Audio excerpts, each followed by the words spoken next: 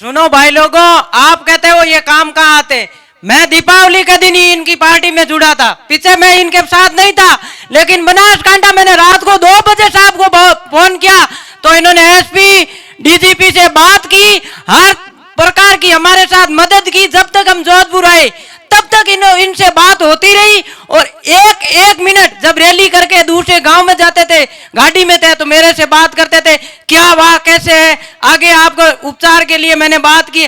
तो मैं आपसे निवेदन करता हूं, हमारा नारवा गांव पूरे हिंदुस्तान में काम करता है, व्यापारिक लोग हैं, कहीं भी हमारी जरूरत पड़ सकती है, यही भाई साहब हमारा साथ निभा सकते हैं। इसलिए मैं कहता हूं, जो भी अपना कोई भी लूड़ा मनेरा होता है वो छोड़ दो और इनके साथ जुड़ जाओ। हमारा कोई नहीं है, लोग कहते हैं हिंदू खतरे में, कोई खतरे में नहीं, कहीं भी नहीं है। अगर कहीं बाहर जरूरत पड़ी तो यही खड़े होंगे। और जो लोग कहते हैं ना बड़े बड़े कि बीजेपी वालों को जीता दो, हम ये कर देंगे वो कर देंगे। आप गुजरात में कब से राज कर रहे हो, जहां खुलेआम मर्डर हुआ, उसका मैं आपके सामने दुख बयान नहीं कर सकता हूं। उसकी पिलाश यहाँ खुबी थी, मेरे रोंगटे खड़े हो गए थे। हम लोग साथ गए थे, वो घायल हो गए थे, खून की उल्टियां होने लग गई थी।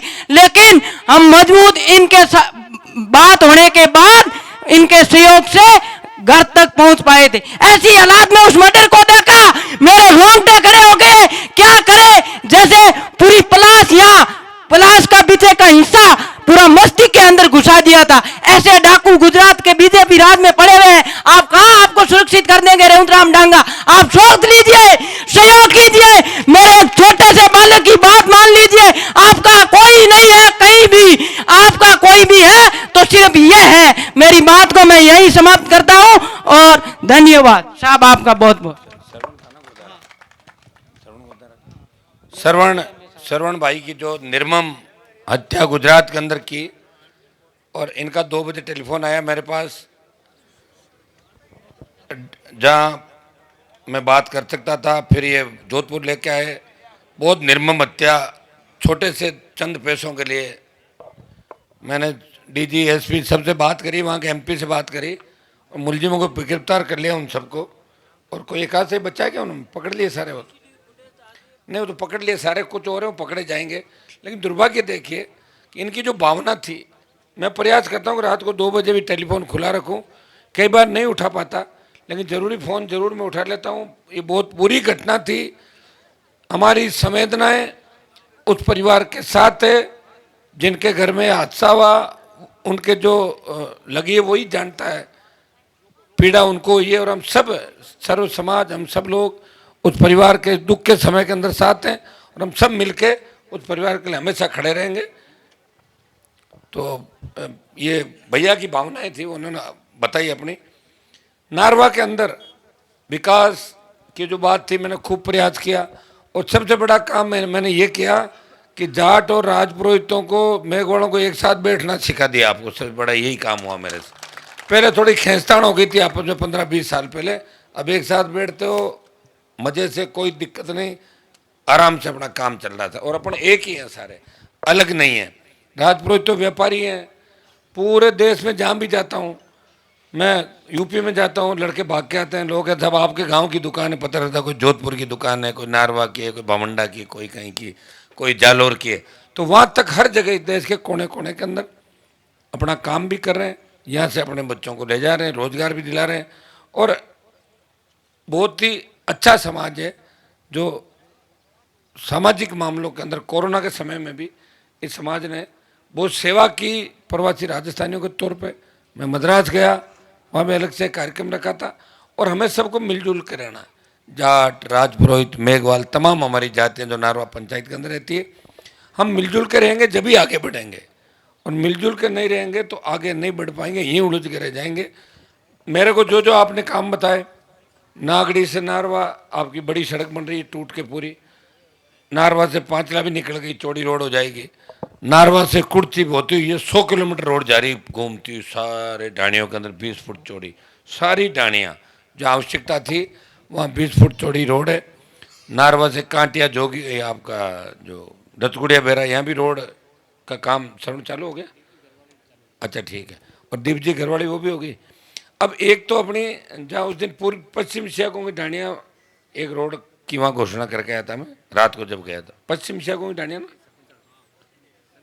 चंद्रजीत जी, हाँ हाँ हाँ हाँ, तो आपकी तरफ और कोई बच्ची मान लो ला रहे, सुनो तुम्हारा तो पूरा टाइम 5 साल आगे बच्चों ने पड़े एमपी आड़ो, तो चिंता मत करो। था छोटी मोटी रोड वही काट दे, वहाँ चालता ही है।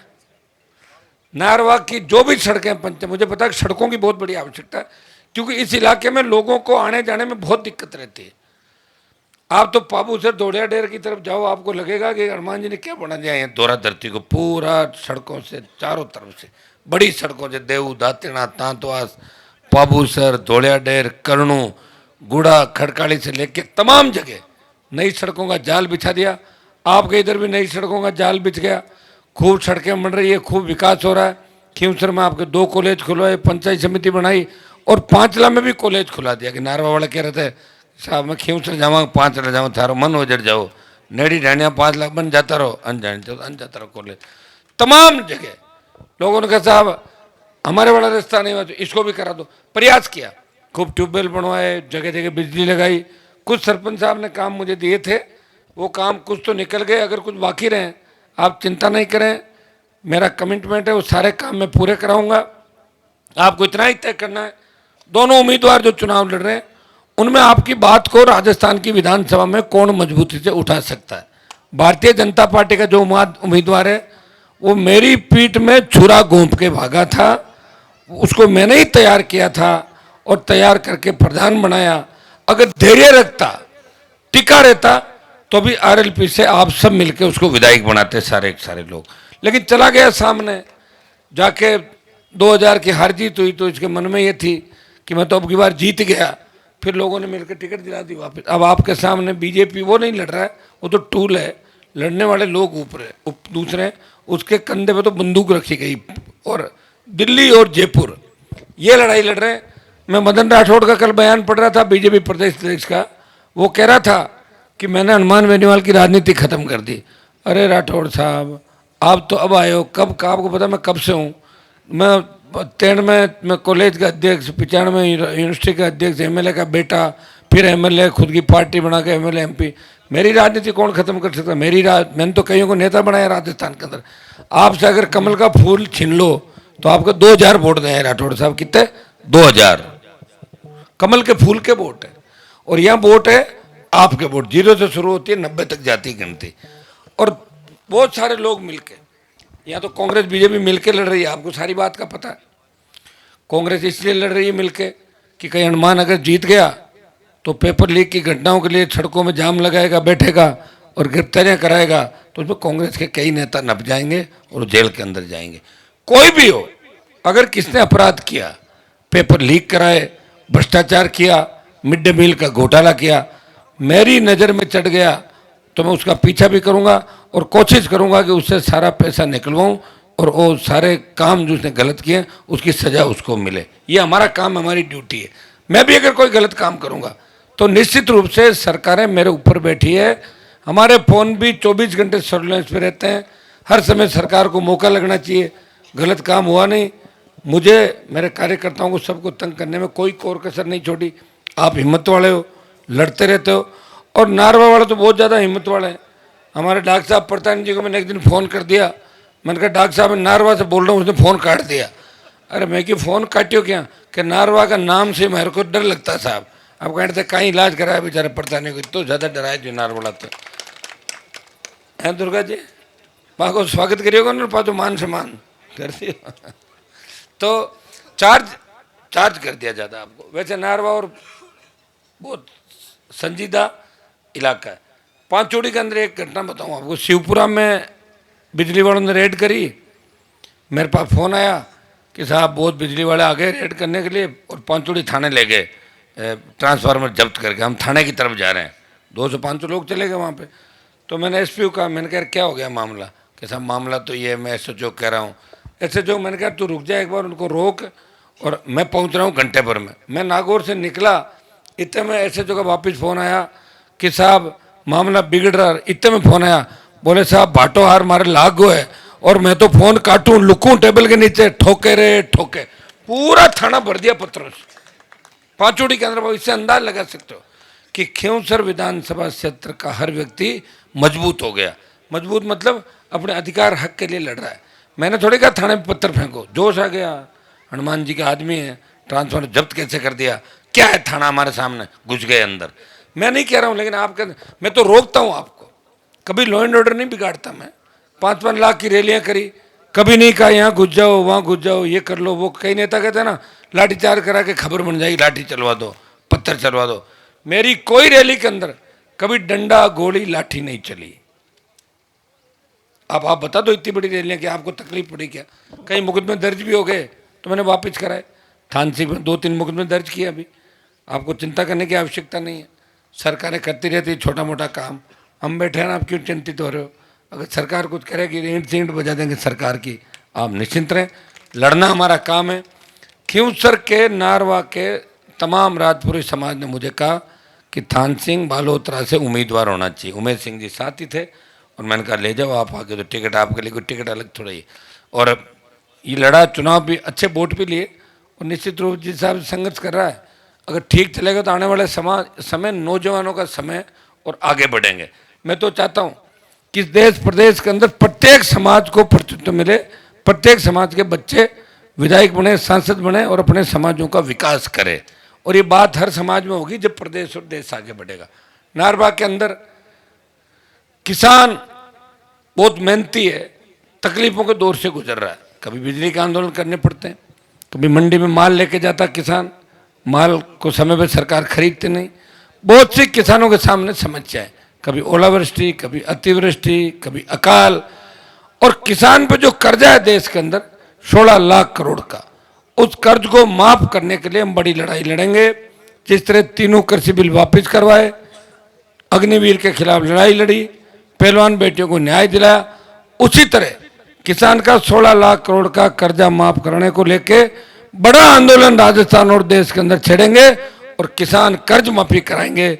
उस दिन प्रदेश और देश के किसान के चेहरे खिल उठेंगे और हर किसान के घर दिवाली होगी। कर्जा का बोझ लिए किसान बहुत तकलीफ के अंदर है। हमारे सामने जो कैंडिडेट चुनाव लड़ रहे हैं, आप सब जानते हो इनकी हिस्ट्री क्या है क्या नहीं है, लेकिन सरकार ने पूरी ताकत खींवसर में झोंक रखी है कि हनुमान जी को अगर गिरा दें तो फिर लड़ने वाला कोई नहीं है। फिर कांग्रेस बीजेपी आराम से हाथ मिला के इस राजस्थान को लूट सकती है, जिस तरह 70 साल तक लूटा था। इसलिए भाइयों सावधान हो जाएं, कल भी आवश्यकता पड़े तो कौन आएगा आगे खड़ा मिलेगा? आपको बताओ, मैं हमेशा आगे खड़ा मिला, पीठ दिखा के नहीं भागा और आपकी रखवाली करता रहा और आपकी तरफ उंगली भी सरकार की किसी व्यक्ति की नहीं उठने दी। इसलिए मुझे ताकतवर बनाना, आपकी उम्मीदवार महिला है और निश्चित रूप से महिला शिक्षा को बढ़ावा देना बहुत बड़ी आवश्यकता है। हमारी बेटियां पढ़ी नहीं, बच्चे पढ़े नहीं, इसलिए हम पीछे रह गए। वो तो समय चला गया, लेकिन अब हमें आगे आना है। मैं तो मेरी एक ही गारंटी दे सकता हूं कि मैं जो कहता हूं वो करता हूं, और अगर मैंने कह दिया ये है, फिर कितना बड़ा नुकसान हो जाओ, मैं मेरी बात से पलटी नहीं मारता। और अगर मुझे कुछ करना भी होगा तो जनता की अदालत में आके बोलूंगा कि मैंने इतने साल सेवा की, अब आप लोग थक गए इसलिए मैं भी थक रहा हूं, अभी आप थके नहीं इसलिए मैं लड़ता रहूंगा और एक दिन किसान कौम को इस राजस्थान के सिंहासन पर बैठा के दम लूंगा। यह मैं आपको विश्वास दिलाता हूं। मैं राजपुरी समाज को भी आश्वस्त करता हूं कि आपके समाज को जहां भी मेरी आवश्यकता पड़ेगी इस देश प्रदेश के अंदर, मुझे आप बता देना, जहां भी जरूरत पड़े आगे खड़ा मिलूंगा, पीछे नहीं हटूंगा। और मेरा एक काम और है कि मैं समाजों को वोटों के लिए समाजों को लड़ाने भिड़ाने का काम नहीं करता। बहुत से नेताओं को देखा है कि ऐसी आग लगाते हैं, चले जाते हैं कि वोट मिलेंगे, समाजों को लड़ा देते हैं, आमने सामने करा देते हैं, लेकिन मैंने कभी किसी समाजों को आपस में नहीं लड़ने दिया। अब कुछ लोगों के पेट में दर्द हो जाता है, वो 2 लड़के कुछ भी बयान दे देंगे, 3 कुछ भी दे देंगे। मोदी से मेरा जमीन का झगड़ा थोड़ी था, किसान तकलीफ में थे, लड़ने वाला कोई था नहीं। तो आपको पता, जब कोई नहीं था तो किसी को तो उठना ही पड़ेगा, किसी को तो भगत सिंह की भूमिका में चलना ही पड़ेगा, किसी को तेजाजी महाराज की तरह रखवाले के लिए जाना ही पड़ेगा। तो हम जो खेतेश्वर भगवान का, तेजाजी का जयकारा बोलते हैं, उन लोक देवता उन्होंने अलग जगाई और एक दिशा दी आपको। इस मनुष्य जीवन के अंदर यह दिशा है और इस दिशा के अंदर आप चलोगे तो मोक्ष की प्राप्ति भी होगी, कामयाब भी होगे और सबको साथ लेके चल के सामाजिक समरसता पैदा करने की बात कही। और वचन के पक्के वो लोग थे, इसलिए आज उनको गीतों में गाया जाता है, उनके जयकारे लगते हैं। मैं मंत्री नहीं बना, 6 बार चांस आया, संतरी बनकर आपकी सेवा कर रहा हूं। नारवा पंचायत के अंदर मुझे आशीर्वाद दें, हमेशा आपने बढ़त दिलाई है, इस बार थोड़ी सी ज्यादा और बढ़त दिलाओ। अब कहीं ठीक करो और ज्यादा, पहले वो ठीक कर दो, कहीं बताओ कर दो, अबे बेड़ा हुआ कर दो। तो वोट तो रोज ही आवे, साल साल हो, अब के मन दे दो पूरा वोट है, 1 साल में 3 बार आएगा। हाँ अब मैं ढूंढी साहब कोई भाषण करो हमारे बात, लो भाई उठो उठो, लो बोलो, अब कह रहे डिमांड कर रहे हैं ना, पर आधो घंटों मत खांची जो, मैं तो हो गया भाई, हो गया मेरा, अब इतना नहीं, मैं 1 घंटा आगे मीटिंग है। सुनो, बहुत बहुत आपको धन्यवाद। अब भगीरथ जी